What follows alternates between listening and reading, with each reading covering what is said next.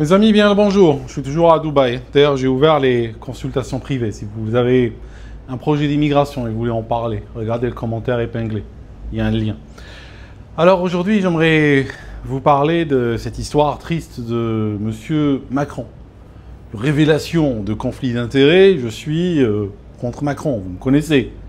Par contre, ce n'est pas parce qu'on est contre quelqu'un sur le plan politique qu'on doit saluer, n'est-ce pas, le fait qu'ils subissent des violences conjugales. Il faut savoir une chose.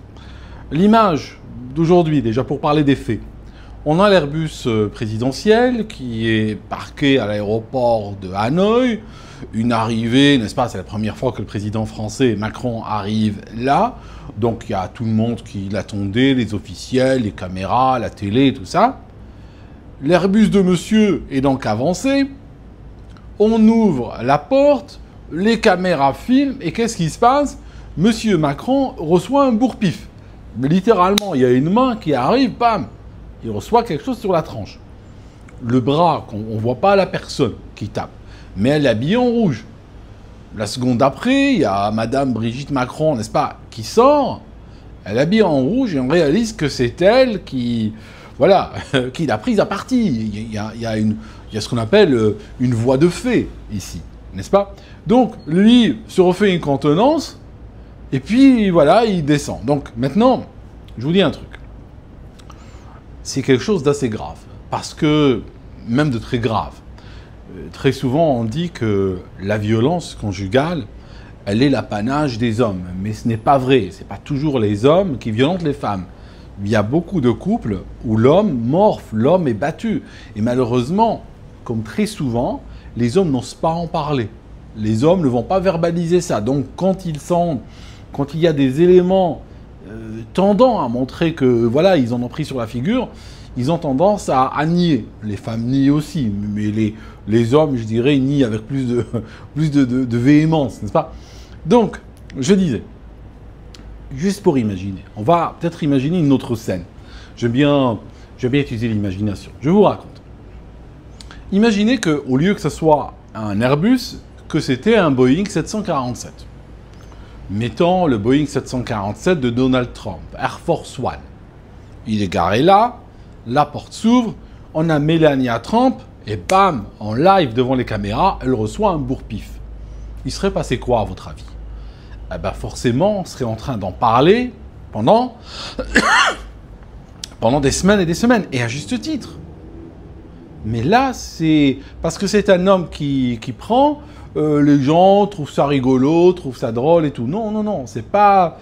Il n'y a rien de drôle derrière, d'accord, hein? Il faut juste imaginer si ça avait été la situation inverse. En tout cas, on a battu un record aujourd'hui. La réalité, c'est qu'on a battu un record, je vous raconte.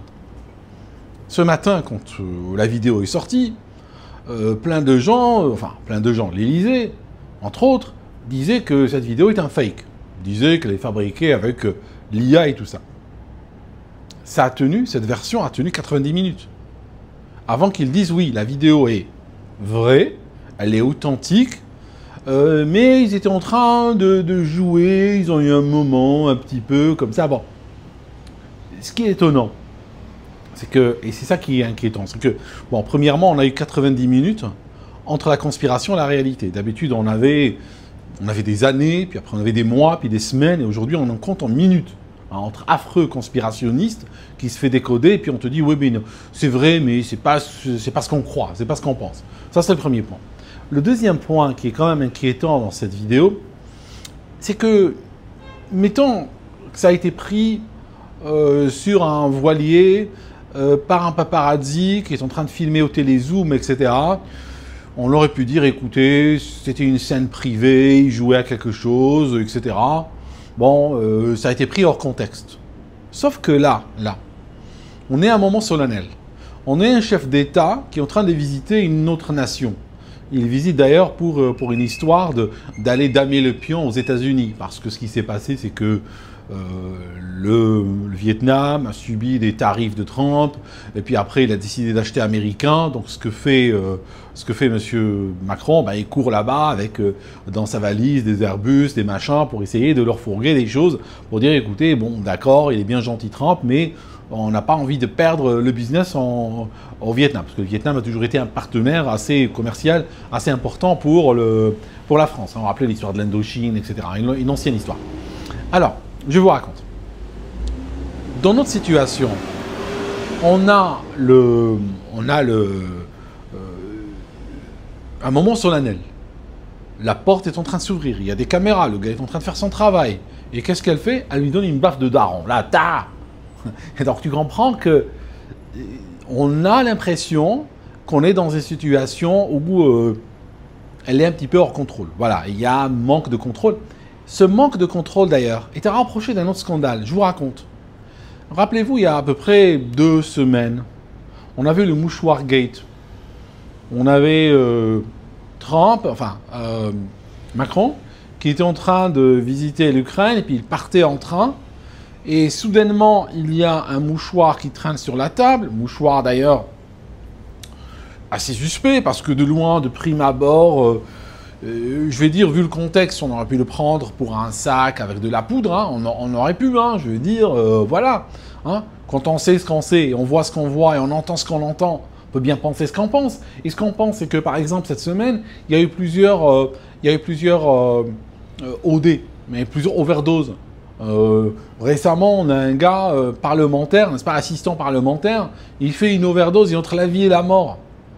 On a trouvé de la drogue, des drogues dures, à l'Assemblée nationale. De sorte qu'en réalité, on sait une chose, on sait qu'on a une classe politique qui a besoin d'être désintoxiquée. C'est une classe politique qui est victime, n'est-ce pas? Regardez, aujourd'hui je suis gentil, qui est victime donc d'abus, n'est-ce pas? Qui abuse de drogues diverses et variées. Et ça, malheureusement, c'est un problème. Parce que si tu conduis un véhicule, mettons que tu conduis une voiture, genre Pierre Palmade, tu conduis une voiture, t'es stone, tu peux faire quoi? Tu peux causer un accident, causer des dégâts. De la même manière, on ne peut pas conduire un pays ou contrôler un pays si on est constamment sous influence de drogue. Ce n'est pas possible, ça.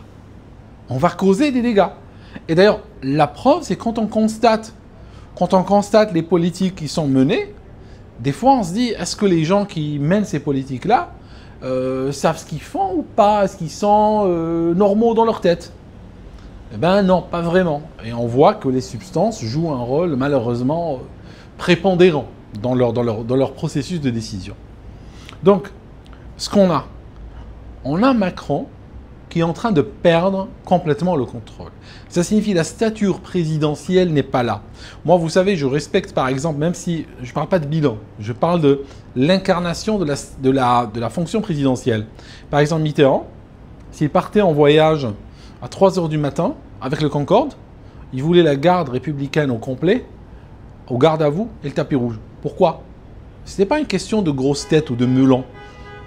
C'était une question d'incarner avec une classe, avec une solennité, la fonction présidentielle. C'est pas à cette époque-là, même Chirac, je dirais, même Chirac, il y avait une certaine grâce, il y avait une certaine élégance. Ce n'est pas des gens qui planquaient des sacs, ce n'est pas des gens qui se faisaient battre par leur épouse, etc. Vous imaginez Bernadette Chirac battre Chirac? Je veux dire, Jacques, non, c'est pas possible. Mais là, aujourd'hui, on a un effondrement, malheureusement, de la fonction présidentielle et de la fonction politique de manière générale. Quand vous avez des parlementaires qui font des OD, quand vous avez un président qui fait n'importe quoi, bon, voilà, au bout d'un moment, il y a une perte de confiance complète dans cette caste et cet establishment.